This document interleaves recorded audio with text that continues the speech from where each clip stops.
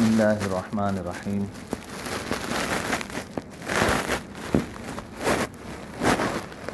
الحمد للہ وکفی وسلام علی عبادہ الذین اصطفی، اما بعد۔ اعوذ باللہ من الشیطان الرجیم، بسم اللہ الرحمن الرحیم۔ یا ایہا الذین آمنوا قوا انفسکم واہلیکم نارا وقودها الناس والحجارہ علیہا ملائکۃ غلاظ شداد لا یعصون اللہ ما امرہم ویفعلون ما یؤمرون۔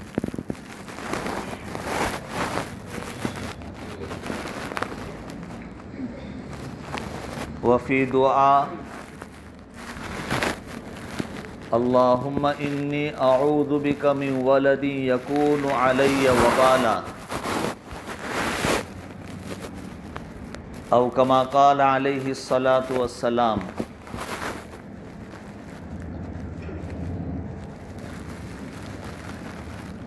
محترم بزرگوں،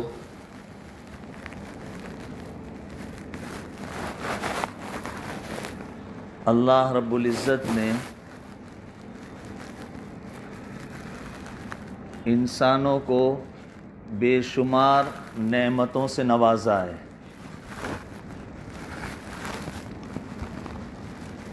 ان نعمتوں کو شمار بھی کرنا چاہے تو یہ ہمارے بس میں نہیں ہے، ہم یہ نہیں کر سکتے۔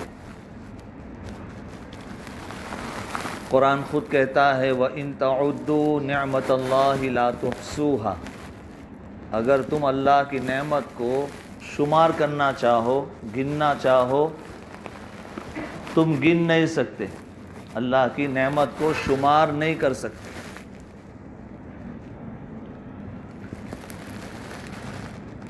تندرستی بہت بڑی نعمت ہے۔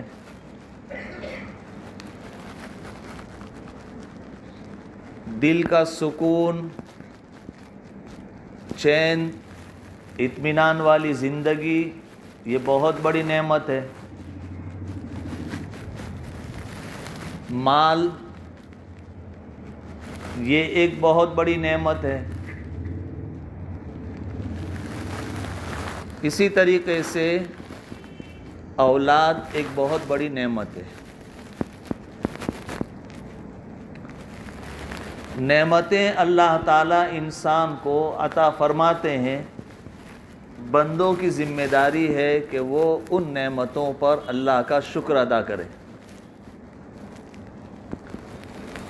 لیکن جب تک نعمتیں انسان کو حاصل رہتی ہے، اس کو ان نعمتوں کی قدر نہیں ہوتی، دھوکے میں پڑا رہتا ہے۔ یہ اللہ کی کتنی بڑی نعمت ہے، اس کی قدر اس کو نہیں ہے۔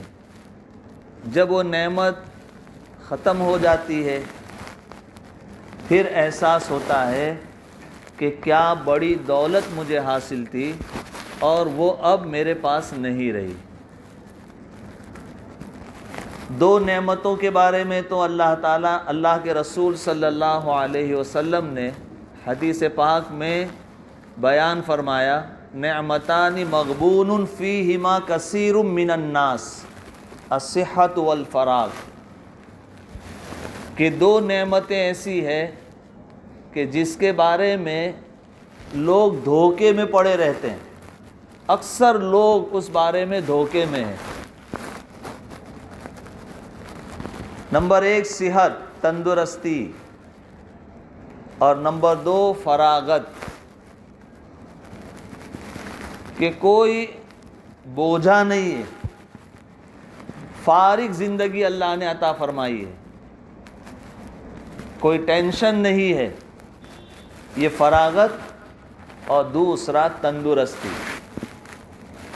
جب تک سر نہیں دکھتا ہے ہمیں اس کا نعمت ہونا سمجھ میں نہیں آتا کہ میرا سر نہیں دکھ رہا ہے، تندرستی حاصل ہے. جب سر دکھنے لگتا ہے تب پتہ چلتا ہے کہ سر کا نہ دکھنا کتنی بڑی نعمت ہے. تو صحت اور تندرستی اللہ کی بڑی نعمت ہے، بڑی دولت ہے. فراغت اللہ کی بڑی نعمت ہے، بڑی دولت ہے. مال اللہ کی بڑی نعمت ہے. اسی طرح اولاد اللہ تعالیٰ کی بڑی نعمت ہے. اللہ تعالیٰ نے جن لوگوں کو ان نعمتوں سے نوازا ہے وہ دھوکے میں پڑے رہتے ہیں، اولاد کے بارے میں بے فکر زندگی گزارتے ہیں، اپنی ذمہ داری بھول کر چلتے ہیں کہ اولاد ایک نعمت ہے، اس کے بارے میں میرے اوپر ذمہ داری ہے. اس ذمہ داری کا پورا کرنا حقیقت میں اس نعمت کا شکر ادا کرنا ہے. اولاد کی ذمہ داری کو ماں باپ پورا کرتے ہیں تو یہ ذمہ داری کا پورا کرنا ماں باپ کی طرف سے اللہ کا شکر ادا کرنا ہے. اگر وہ اپنی ذمہ داری کو پورا کرتے ہیں تو حقیقت میں یہ اولاد نعمت ثابت ہوتی ہے. اگر ذمہ داری کو پورا نہیں کرتے تو یہ اولاد نعمت نہیں بلکہ عذاب بنتی ہے، وبال بنتی ہے. خطبے میں ایک دعا میں نے پڑھی، مسنون دعاؤں میں سے ہے کہ اللہ کے رسول صلی اللہ علیہ وسلم بارگاہ الہی میں جو دعا فرمایا کرتے تھے اس کو مسنون دعا کہتے ہیں. کتابیں ملتی ہے مسنون دعا کی. اسی طریقے سے بہت سارے علماء کرام نے، ملا علی قاری رحمۃ اللہ علیہ، انہوں نے پوری کتاب تیار کی ہے اللہ کے رسول صلی اللہ علیہ وسلم کی دعاؤں پر مشتمل، الحزب الاعظم. ایسی بہت ساری کتابیں ہیں جس کے اندر ان دعاؤں کو بیان کیا گیا ہے جو اللہ کے رسول حضرت محمد صلی اللہ علیہ وسلم نے اللہ تعالیٰ سے مانگی ہے. ان دعاؤں کو مسنون دعا کہتے ہیں. تو ایک دعا ہے حدیث میں، اللہم انی اعوذ بک من ولد یکون علی وبالا.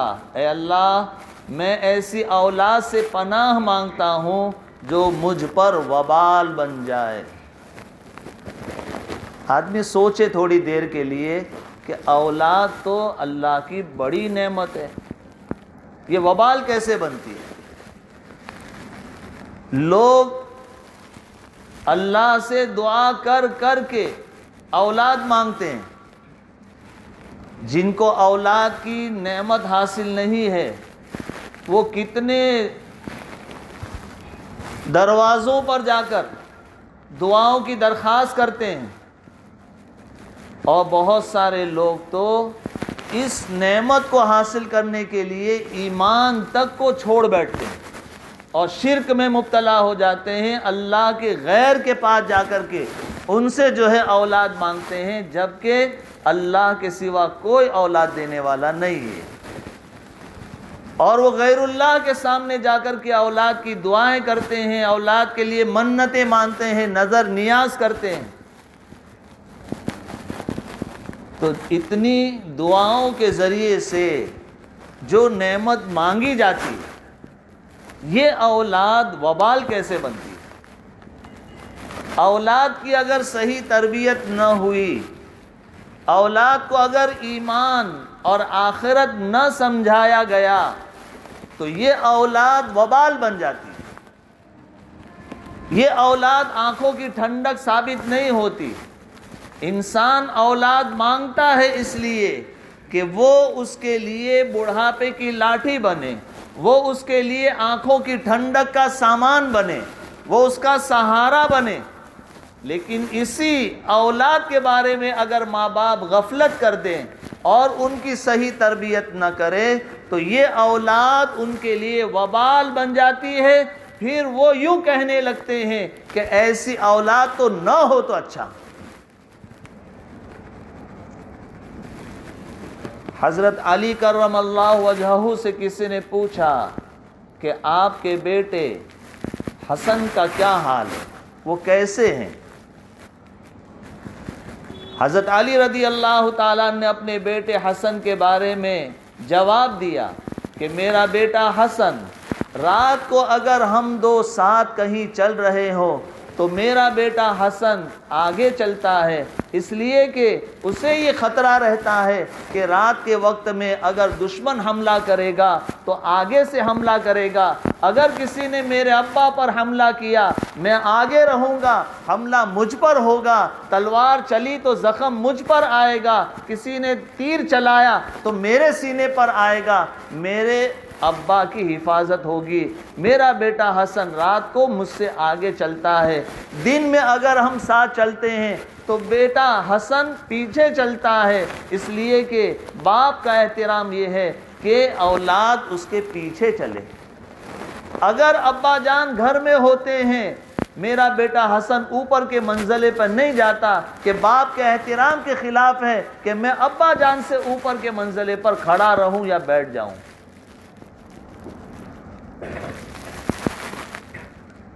یہ باپ اپنے بیٹے کا حال سنا رہے ہیں۔ بیٹا کون؟ حسن رضی اللہ تعالیٰ عنہ۔ ماں باپ کی تربیت ہے، حضرت علی کرم اللہ وجہہ کی تربیت ہے کہ بیٹا باپ کا احترام کر رہا ہے، باپ کا ادب کر رہا ہے، اور میرے اوپر اپنے ماں باپ کے کیا حق ہے ان حقوق کو سمجھ کر کے اس کا پالن کر رہا ہے۔ یہ باپ ہی نے تو تربیت کی کہ بیٹے نے یہ احساس کیا، پھر ایسے ہی بیٹے آنکھوں کی ٹھنڈک بنتے ہیں کہ باپ اس کے کارنامے سناتے ہیں کہ میرا بیٹا ایسا ہے، میرا بیٹا ایسا ہے، میرا بیٹا ایسا فرما بردار ہے، اور یہ خوبیاں شمار کرتے کرتے اس کی آنکھوں کو ٹھنڈک ملتی ہے۔ اولاد کی تربیت یہ ماں باپ کی بڑی ذمہ داری ہے، اور یہ فل ٹائم جاب ہے۔ ایسا نہیں ہے کہ آپ تھوڑے وقت کے لیے اپنی اولاد کی فکر کر لو اور پھر زیادہ وقت کے لیے ان کو ان کے حال پر چھوڑ دو۔ باپ پوچھتا نہیں کہ بیٹا اسکول جا رہے ہو، اسکول میں تم نے آج کیا کیا، کالج جا رہے ہو، ذرا بتلاؤ تو صحیح کالج میں کیسا رہا وقت آپ کا، تمہارے دوست کون ہیں، تمہارا اٹھنا بیٹھنا گھومنا پھرنا کن لوگوں کے ساتھ ہے، تمہاری دن بھر کی ایکٹیویٹی تو ذرا بتاؤ۔ اور باپ پھر ان باتوں کو سن کر کے اولاد کو اگر کوئی اصلاح دینے کی ضرورت ہو تو اصلاح دیتا ہے۔ یہ ہے تربیت۔ اگر ہم اپنی دنیا کمانے کے لیے اولاد سے بے خبر ہو کر کے شب و روز گزار رہے ہیں تو یاد رکھو یہ اولاد ہمارے لیے وبال بن جائے گی۔ جن کو ہم نے اللہ سے مانگ مانگ کر کے لیا ہے وہ ہمارے لیے عذاب بن جائے گی۔ محنت کرتا ہے، مزدوری کرتا ہے، نوکری کرتا ہے، اپنا وقت جو ہے کارخانوں میں دکانوں میں گزارتا ہے، یہ ساری محنت تگ و دو دوڑ دھوپ اس لیے ہے کہ بچوں کی ذمہ داری ہے، گھر چلانا ہے۔ لیکن اگر ان سب کو کرنے کے ساتھ اولاد کی فکر نہیں کی، اس کی تربیت کی طرف دھیان نہیں دیا تو یہ ساری محنت بیکار ہو جائے گی۔ بیٹا کل اٹھ کر کے باپ سے یہی کہے گا کہ تم نے ہمارے لیے کیا کیا ہے۔ سب کچھ کرنے کے بعد بھی اولاد کی آنکھوں میں اس دن آنسو دکھیں گے جب بیٹا کہے گا تم نے ہمارے لیے آج تک کیا کیا ہے۔ اس موڑ پر آنے سے پہلے فکر کر لو اپنی اولاد کی تربیت کی۔ اولاد کی تربیت کی طرف دھیان دینا یہ ہمارا کل وقتی کام ہے۔ پوری ذمہ داری کے ساتھ میں ہمیں اس کام کو کرنا چاہیے۔ نتیجے میں یہ اولاد ہمارے لیے دنیا میں بھی آنکھوں کی ٹھنڈک بنے گی اور آخرت میں بھی ہماری آنکھوں کی ٹھنڈک بنے گی، ہمارے لیے توشہ اور سہارا بنے گی۔ نابالغ بچہ یا بچی جب انتقال کر جاتے ہیں تو ان کی نماز جنازہ پڑھی جاتی ہے، تو جو ہم دعا پڑھتے ہیں اس دعا کے الفاظ کو پڑھے سمجھے. اللہم اجعلہ لنا فرطا واجعلہ لنا اجرا وذخرا واجعلہ لنا شافعا ومشفعا. اس کے اندر کہیں کہا جا رہا ہے اس کو ہمارے لیے آخرت کا ذخیرہ بنا دے، اس کو ہمارے لیے توشہ بنا دے، اس کو ہمارے لیے سفارش کرنے والا بنا دے. یہ سب اولاد کے نفع ہیں، یہ سب اولاد کے فائدے ہیں. یہ صرف دنیا میں ہمارے بڑھاپے کی لاٹھی اور ہمارے بڑھاپے کا سہارا نہیں، آخرت میں بھی ہمارے لیے بہت بڑا سہارا، بہت بڑا توشہ، بہت بڑا ذخیرہ ہے اگر ہم نے اولاد کی صحیح تربیت کی ہے تو. اللہ کے رسول حضرت محمد صلی اللہ علیہ وسلم نے اولاد کی تربیت کے بارے میں خوب تعلیم دی ہے، خوب تعلیم دی ہے. اپنی بیٹیوں کی تربیت کی ہے. حضرت فاطمہ رضی اللہ تعالیٰ عنہا انتقال ہو رہا ہے اور زبان سے کہہ رہی ہے فاطمہ رضی اللہ تعالیٰ عنہا کہ میرا کندھا بھی کوئی نہ دیکھ سکے. ایسی حیا، ایسی پاک دامنی اللہ کے رسول صلی اللہ علیہ وسلم نے اپنی اولاد کو سکھلائی تھی. آج بیٹی باپ کے سامنے آدھی ننگی ہو کر کے چلتی ہے، باپ پر کوئی اثر نہیں ہوتا، کوئی فکر نہیں ہے، سر پر دوپٹہ نہیں ہے، باپ پر کوئی اثر نہیں ہوتا. بیٹا اس کا اس طرح کی زندگی، بے حیا زندگی گزار رہا ہے، باپ کو علم ہے لیکن باپ کو اس کا کوئی فکر نہیں ہے.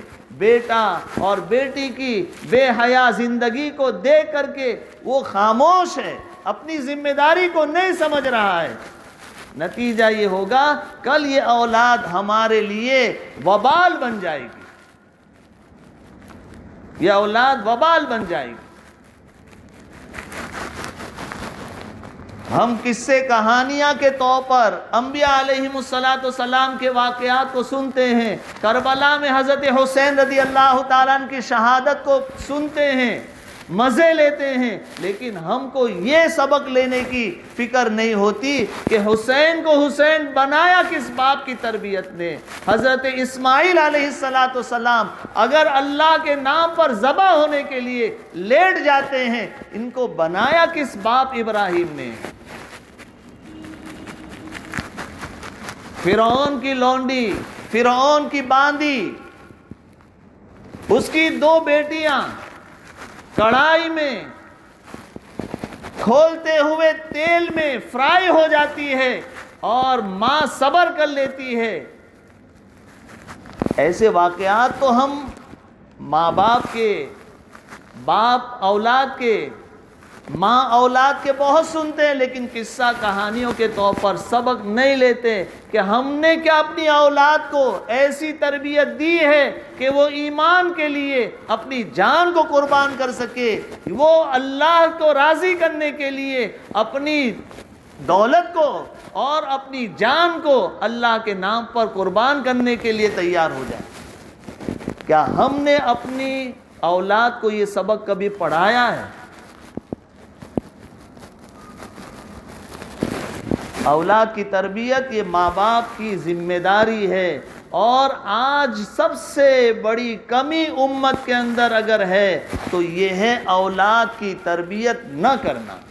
ماں باپ کو اولاد کے لیے وقت ہی نہیں ہے، وقت ہی نہیں ہے. باپ اپنی بیٹی کو بولنے کے لیے تیار نہیں کہ حیا تیرا زیور ہے،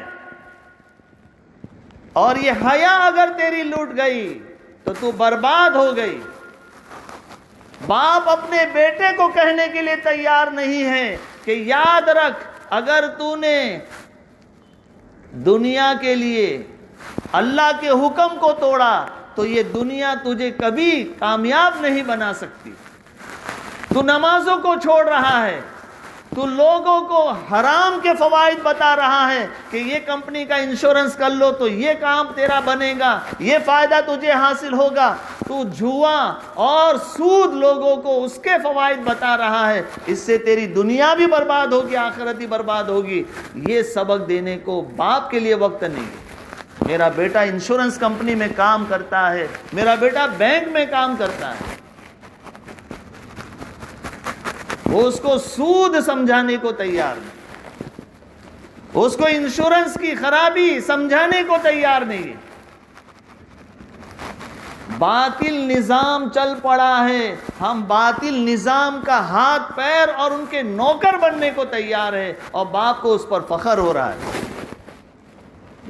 کہ میں نے اس کو پڑھایا، یہ بی کام ہوا، اس نے جو ہے فلاں فائنینس کے اندر ڈگری حاصل کی، ماسٹر ڈگری لی، اور آج اتنا بڑا کمپنی کا جو ہے اکاؤنٹ دیکھ رہا ہے، اور اس کی انشورنس والی پالیسی کو کمپنی کو اچھی طریقے سے بتا رہا ہے، کمپنی کو ترقی کی راہ سمجھا رہا ہے انشورنس کے راستے سے.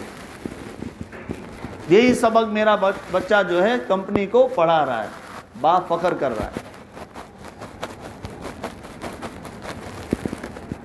وہ اس کو یہ سمجھانے کو تیار نہیں کہ بیٹا اللہ تعالیٰ نے سود کے بارے میں قرآن میں کہا ہے یمحق اللہ الربا، کہ اللہ تعالیٰ سود کو مٹا دیتے ہیں، اس سے ہماری دنیا نہیں بنے گی. دنیا میں اگر روٹی کی قلت ہوئی ہے تو زیادہ پاپولیشن کی وجہ سے نہیں، انشورنس کی وجہ سے، جوا کی وجہ سے، قمار کی وجہ سے، سود کی وجہ سے. یہ تو اللہ کے نافرمان بہت پہلے سے کہتے آ رہے ہیں زیادہ بچے ہوں گے تو روٹی نہیں ملے گی، روٹی کی قلت ہو جائے گی. روٹی کی قلت جوا سے ہوتی ہے، سٹے سے ہوتی ہے، انشورنس سے ہوتی ہے، پاپولیشن سے نہیں ہوتی.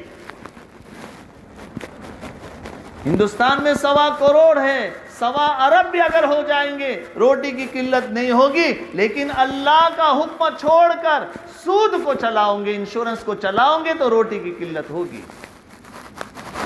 لیکن ہم اپنی اولاد کو باطل نظام کی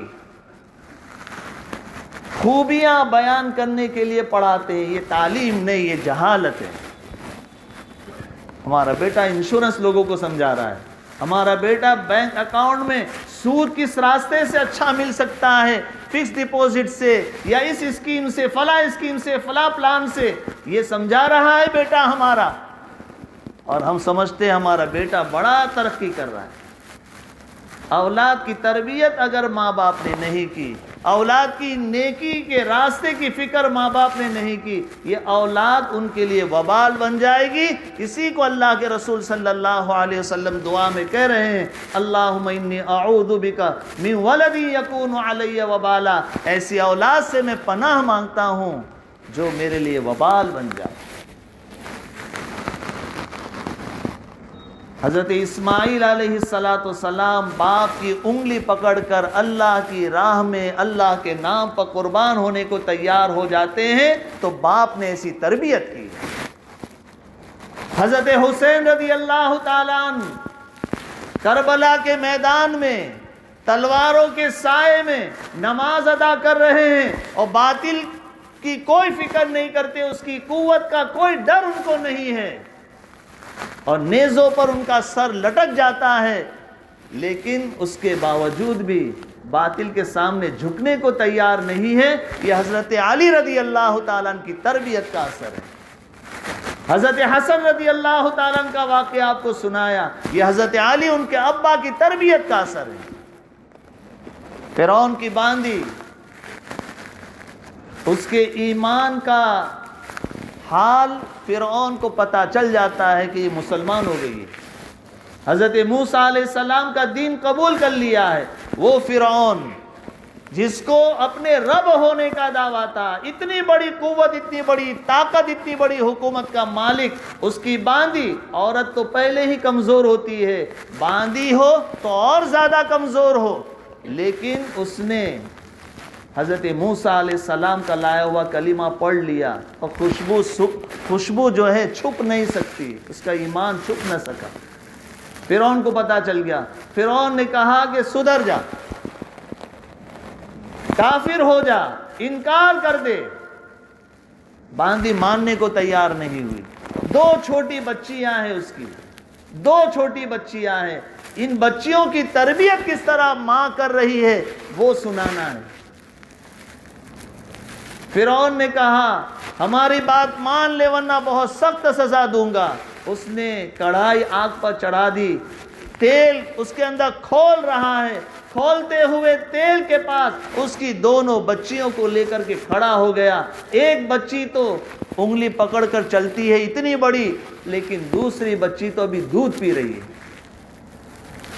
ماں کی ممتا کیا ہوتی ہے، واقعات مشہور ہے۔ اللہ تعالیٰ نے بھی اپنی رحمت کو بیان کرنے کے لیے مثال باپ کی نہیں دی، ماں کی دی۔ اللہ تعالیٰ اپنے بندوں سے 70 ماؤں سے زیادہ پیار کرتے ہیں۔ ماں کو اپنی بچیوں کے ساتھ میں، اپنی اولاد کے ساتھ میں کیسی محبت ہوتی ہے، لیکن وہ ماں یہ سارا سب برداشت کرنے کو تیار۔ مان جا ہماری بات ورنہ ابھی ان کو جو ہے فرائی کر دیں گے، کھولتے ہوئے تیل میں ڈال دیں گے۔ فرعون نے اٹھا کر کے ایک بچی کو ڈالنا چاہا، بچی چلائی اماں۔ ماں نے صرف اتنا کہا بیٹا صبر صبر، لیکن فرعون نے اٹھا کر کے اس بچی کو تیل میں ڈال دیا۔ وہ تیل کے اندر پوری کی پوری گوشت سے خالی ہڈیاں بن گئی۔ پھر دوسری بچی کو اٹھا کر کے ڈالا۔ اللہ رب العزت نے اس ماں کو یہ انعام دیا، اس کو یہ نظر آیا کہ اپنی بچی کی روح نکل رہی ہے، اور وہ جاتے ہوئے ماں کو یہ کہتی ہوئی جا رہی ہے کہ امی جان کلمہ نہیں چھوڑنا، کلمہ نہیں چھوڑنا، کچھ ہی دیر میں جنت میں ہماری ملاقات ہو جائے۔ دونوں بچیوں کو تیل میں کھولتے ہوئے تیل میں ڈال کر مار ڈالا، اب اٹھا کر کے ماں کو بھی ڈال دیا۔ ماں اپنے بچوں کو قربان کر رہی ہے، بچی اپنی ماں کی صبر کی تلقین کو قبول کرتی ہے اور فرائی ہو جاتی ہے۔ اللہ رب العزت نے انعام کیا دیا؟ حضور پاک صلی اللہ علیہ وسلم معراج میں تشریف لے جا رہے تھے۔ جب معراج کی طرف بڑھے تو اللہ کے رسول صلی اللہ علیہ وسلم کو ایک خوشبو آئی۔ حضرت جبرائیل علیہ السلام سے پوچھا کہ یہ جنت کی خوشبو کہاں سے آ رہی ہے؟ جبرائیل علیہ السلام نے یہ واقعہ بیان کیا فرعون کی اس باندی کا، کہ یہ فرعون کی باندی تھی، فرعون نے اس کو اور اس کی بیٹی دونوں کو کھولتے ہوئے تیل میں ڈالا تھا۔ اس باندی نے فرعون سے ایک التجا کی تھی کہ میری ایک بات کو قبول کر لو، جب ہم جل کر کے ہڈی ہو جائے ہماری ہڈی کو یہاں وہاں نہیں پھینکنا، کہیں دفن کر دینا۔ یہ جس جگہ سے خوشبو آ رہی ہے یہ خوشبو ان ہڈیوں کی خوشبو ہے جو آج سے 4000 سال پہلے دفن ہوئی۔ حضرت اسماعیل علیہ السلام کو حضرت ابراہیم علیہ السلام نے قربان کرنے کے لیے لٹایا، اور اپنے بیٹے سے پوچھ رہے ہیں کہ تیرا اس بارے میں کیا کہنا ہے؟ بیٹا اللہ کے نام پر قربان ہونے کے لیے تیار ہو گیا۔ یہ باپ کی تربیت تھی۔ اور اتنا ہی نہیں، بیٹا کہتا ہے حضرت اسماعیل ابھی تو 6-7 سال کے ہیں اور باپ کی عمر 90 سے اوپر ہے۔ بڑی امیدوں کے بعد بیٹا ملا تھا، اور اس کو بھی قربان کرنے کا حکم ہے۔ اللہ کے حکم کو پورا کرنے کے لیے باپ اپنے اسی بیٹے کو لے کر کے مکہ کے تپتے ہوئے ریگستان میں زمین پر لٹاتا ہے، تو بیٹا باپ سے کہتا ہے کہ ابا جان میری ایک یادگار کرتا تم نکال لو، امی کو دے دینا، اسی کو دے کر کے وہ مجھے صبر کر لے گی، اور میرے ہاتھ اور پاؤں باندھ دو، کہیں اچھل کود میں آپ کے جسم پر خون نہ آ جائے، مجھے چہرے کے بل لٹا دو، کہیں ایسا نہ ہو کہ تم ذبح کرنے لگو اور میرا معصوم چہرہ دیکھ کر کے کہیں تم کو کچھ ترس نہ آ جائے۔ یہ سب بیٹا کہہ رہا ہے۔ حضرت اسماعیل علیہ السلام کا یہ واقعہ تو ہم ہر سال سنتے ہیں، لیکن اس واقعے سے کبھی یہ سبق لیا کہ ایسی اولاد تیار کیسے ہوتی ہے؟ یہ اولاد تیار ہوتی ہے ماں باپ کی تربیت سے۔ ماں باپ اپنی ذمہ داری کو محسوس کرے۔ ہمارے بچے اگر تربیت سے محروم رہے تو یہ ہمارے لیے بھی وبال بنیں گے، دنیا میں بھی وبال بنیں گے اور آخرت میں بھی دامن پکڑیں گے۔ آخرت میں بھی دامن پکڑیں گے، آخرت میں بھی اللہ سے کہیں گے کہ میرے ماں باپ نے میری صحیح تربیت نہیں کی۔ آج ماں باپ سے، اس کی تربیت سے غفلت کا یہ حال ہے کہ قبرستان میں آپ کو ایسے منظر کئی مرتبہ نظر پڑے ہوں گے کہ باپ کا جنازہ رکھا ہوا ہے، بیٹا دور کھڑا ہے، بیٹا تیرے ابا کی نماز جنازہ پڑھ لے۔ مجھے نماز جنازہ پڑھنا نہیں آتی۔ ماں کا جنازہ رکھا ہوا ہے۔ یہ تعلیم اور تربیت میں غفلت کا انجام یہ ہوتا ہے، نتیجہ یہ ہوتا ہے۔ آپ کیا امید رکھو گے کہ یہ کل تمہارے لیے ایصال ثواب کا اہتمام کریں گے؟ کل تمہیں کچھ جو ہے آخرت کا توشہ بھیجیں گے، تم انتظار کرو گے۔ حضرت مولانا ابراہیم پٹنی دامت برکاتہم فرماتے ہیں کہ جب کوئی انسان قبرستان سے گزرتا ہے تو قبرستان میں، قبر میں پڑے مردے آنکھیں پھاڑ پھاڑ کر اس کی طرف دیکھتے ہیں، اس امید میں کہ یہ کچھ پڑھ کر ہمیں بخش دیں گے یا ہمیں پہنچا دیں گے۔ تم قبر میں آنکھیں پھاڑ پھاڑ کر اپنی اولاد کی طرف سے ایصال ثواب کا انتظار کرتے رہ جاؤ گے، لیکن ماں باپ نے اگر اولاد کی تربیت نہیں کی ہے، یہ آنکھیں پھٹی کی پھٹی رہ جائیں گی، کچھ نہیں پہنچے گا، کچھ نہیں ملے گا۔ اپنے ماں باپ کا وہ خیال کریں گے جبکہ ماں باپ نے ان کی تربیت کا خیال کیا ہوگا۔ آج بچوں کا بڑا برا حال ہے، بہت بری حالت ہے، بیان کرنے کی کوئی ضرورت نہیں، سب ہماری نظروں کے سامنے، سب ہم دیکھ رہے ہیں۔ ہم تمام کا تمام الزام دوسروں پر ڈال دیں، اس سے کام نہیں چلنے والا۔ جو جس کام کو کام سمجھتا ہے وہ اپنا کام کر رہے ہیں۔ انہوں نے اگر مسلمانوں کے اسلام پر ڈاکہ ڈالنا اپنا کام بنایا ہے تو وہ ڈاکہ ڈالتے رہیں گے۔ انہوں نے اگر مسلمان بچوں کو خراب کرنا اپنا مشن بنایا ہے، وہ اپنے مشن پر کام کرتے رہیں گے۔ وہ اپنا کام کر رہے ہیں، دوسروں کو دوست دے کر کے اپنی ذمہ داری کو ڈھانکنے کی کوشش مت کرو۔ ماں باپ اپنا کام کرے، ماں باپ اپنی اولاد کی صحیح تربیت کرے۔ یہ دوسروں کے ہاتھوں کا کھلونا بنے کیسے؟ یہ اپنا ہاتھ کسی کے ہاتھ میں دیں گے کیسے؟ اگر ماں باپ نے ان کو صحیح حیا سکھلائی ہوگی، ماں باپ نے ان کو عفت اور پاک دامنی کا سبق پڑھایا ہوگا، ماں باپ نے ان کو امی عائشہ کا اور حضرت فاطمہ کا واقعہ سنایا ہوگا، کیسے یہ اپنا ہاتھ بے حیا بن کر کسی کے ہاتھ میں دیں گے؟ ہر کوئی دنیا میں اپنے مشن پر کام کر رہا ہے، وہ اپنا کام کر رہے ہیں، ہم اسی کی طرف دیکھ کر کے روتے رہیں گے، اپنی ذمہ داری کو نہیں سمجھیں گے تو کام نہیں بننے والا۔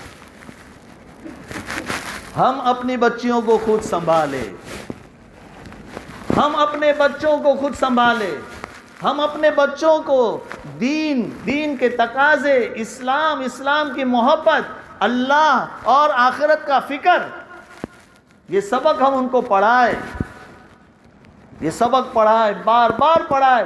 مایوس نہیں ہونا۔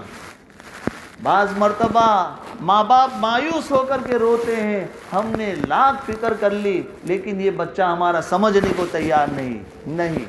مایوسی نہیں۔ آپ کیسے کہہ سکتے ہیں کہ سمجھنے کو تیار نہیں؟ یہ تو اللہ کے ہاتھ میں ہے۔ ہم اپنی ذمہ داری کو پورا کریں گے، اللہ تعالیٰ ہمیں اس کا اجر دیں گے۔ اگر ہم نے ذمہ داری پوری نہیں کی تو اس کا وبال ہم کو پہنچے گا۔ مایوس ہو کر بیٹھ گئے کہ نہیں سنتا تو چھوڑ دیا اس کے حال پر۔ تربیت کے ساتھ ساتھ ماں باپ کا ایک قصور یہ بھی ہوتا ہے کہ ماں باپ اپنی اولاد سے ناراض ہو کر کے بیٹھ جاتی ہے. پھر بچہ چاہے کتنی ہی معافی مانگ لے، باپ اس کو معاف کرنے کو تیار نہیں ہوتا، ماں اس کو معاف کرنے کو تیار نہیں ہوتی. کبھی کبھی یہ پوزیشن بھی آتی ہے کہ بچے کو احساس ہوتا ہے، بچہ اپنی غلطی سدھارنا چاہتا ہے، لیکن ماں باپ پر اثر ہی نہیں ہوتا. ماں باپ اپنا دل بڑا کرنے کو تیار ہی نہیں. بہت ساری اولاد تو اس وجہ سے خراب ہو جاتی ہے، وہ تو اپنے آپ کو بھی، اپنی دنیا کو بھی خراب کرتے ہیں اور ماں باپ کی دنیا بھی خراب کر دیتے ہیں. ماں باپ کو ماں باپ بن کر ہی رہنا چاہیے. اولاد کے حق میں شفقت ہو، اولاد کے حق میں محبت ہو، یہ ہے ماں باپ. جہاں اپنی اولاد سے ادب کا، احترام کا اور تعظیم کا متمنی ہوتا ہے باپ، وہیں پر اس باپ کو اپنی اولاد کے لیے شفیق بھی بننا پڑے گا، اس کو شفقت بھی دکھلانی پڑے گی. بس یہ کہہ کر کام نہیں چلے گا چپ ہو جا میں تیرا باپ ہوں، یہ کہہ کر کام نہیں چلے گا. آپ شفقت دیں اس کو، آپ اس کو پیار دیں، آپ اس کو وقت دیں، آپ اس کے ساتھ محبت کریں. ماں باپ اپنی ذمہ داری کو سمجھے، اولاد کی صحیح تربیت کرے، اور کسی بھی موڑ پر آ کر کے وقت پورا نہیں ہوتا کہ اب جو ہے یہ خود بڑے ہو گئے، اب اپنی زندگی یہ خود جی لے، صحیح کیا غلط کیا ان کو سمجھ میں آتا ہے، ہماری ذمہ داری پوری ہو گئی. کوئی وقت ایسا نہیں آتا کہ ماں باپ تربیت کی ذمہ داری سے آزاد ہو، کوئی وقت نہیں آتا. حضرت یعقوب علیہ السلام کا واقعہ قرآن کریم میں موجود ہے. دوسرے پارے میں، ام کنتم شہداء اذ حضر یعقوب الموت اذ قال لبنیہ ما تعبدون من بعدی. یعقوب علیہ السلام کا دنیا سے رخصت ہونے کا وقت آ رہا ہے تو اپنی اولاد کو جمع کر کے پوچھتے ہیں ما تعبدون من بعدی، میرے بعد تم کس کی عبادت کرو گے. کوئی وقت نہیں آتا کہ اولاد سے ماں باپ کی جان چھوٹ جاوے، نہیں، فل ٹائم جاب، پوری زندگی کا جاب. یوسف علیہ السلام کے واقعے کے اندر حضرت یعقوب علیہ السلام اپنی اولاد کو جو تعلیم دے رہے ہیں، جو سکھا رہے ہیں، یہ تک بتا رہے ہیں دیکھو ایک ہی دروازے سے شہر میں داخل نہیں ہونا. یہ سارا جو تربیت کا معاملہ ہے، کیا وہ چھوٹے چھوٹے بچے تھے؟ جوان مضبوط انسان تھے. ان کو باپ سکھا رہا ہے، تربیت دے رہا ہے کہ ایک ہی دروازے سے شہر میں داخل نہیں ہونا، ایسا جانا ویسا جانا. کوئی موڑ ایسا نہیں آتا کہ وہاں پر ماں باپ یہ کہہ سکے کہ اب یہ بڑے ہو گئے، اپنی زندگی خود جی لے. نہیں، فل ٹائم جاب، پوری زندگی کا جاب. ماں باپ اپنی ذمہ داری سے اگر غفلت کریں گے تو یہ اولاد ان کے لیے وبال بنے گی.